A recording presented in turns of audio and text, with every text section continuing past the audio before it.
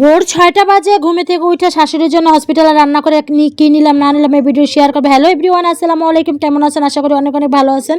তো এর তো কয়েকদিন ধরে তো অনেক ব্যস্ত, এর জন্য ব্লগ ভিডিও আপলোড দিতে পারি না। তো শাশুড়ির জন্য মুরগির মাংস দিয়ে পোলাও চাল দিয়ে একটু রান্না করব। তো এই খাবারগুলো নিয়ে যাবো। তো ডাল চচ্চড়ি করবো, ট্যাংরা মাছ করলা দিয়ে রান্না করবো, বাঁধাকপি ভাজি করব। পরে হলো ভাত রান্না করবো, বড় পাতিলে ভাত বসাই দিছি, যেহেতু হসপিটালে আমাদের খাবার দিতে হয় 4-5 জনের। তো এই জন্য হলো বেশি ভাতে রান্না বান্না করতে হয়, সব কিছু রান্না বান্না করতে হয়। তো আজকে হলো আমার শাশুড়িকে আমি আবার দেখতে যাব, যেহেতু গতকালকে অপারেশন করছে। পরে আমি সকালে যাই না, যেহেতু রান্না বান্না করে নিতে হয় হসপিটালে, এজন্য তো আমার সবসময় থাকা হয় না। কারণ বাসা যদি সবাই চলে যায় তাহলে রান্না বান্নার তো একটা ব্যবস্থা আছে, যারা হসপিটালে থাকে তাদেরও তো খাবার দিতে হবে। আর এর জন্য গ্রামে থেকে আমার মানে খালা শাশুড়ি আসছে, আমার দেবরা আসছে, তারাই থাকে। আর আমার হাজব্যান্ডও থাকে, মিলেই জিলেই আর কি থাকা। পরে আমি হচ্ছে রান্না বান্না করে আবার নিয়ে যাই হসপিটালে। তো যাই হোক, ভোর 6টা বাজে থেকে উঠে রান্না বান্না করতে হয়।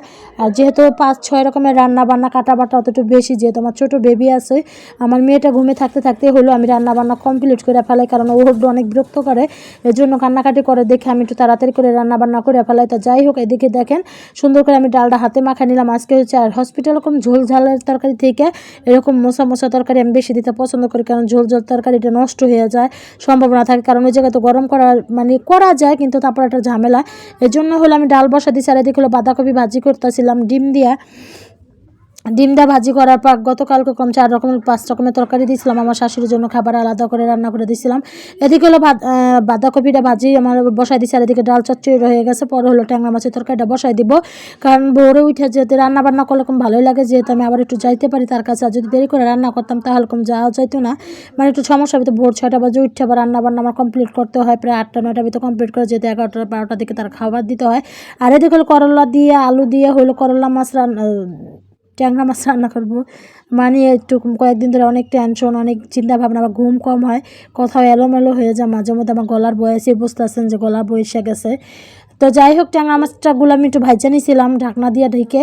আর এদিকে যে হসপিটালে খাবার টাবার সব রেডি, এখন হলো বাড়াবাড়ি করবো।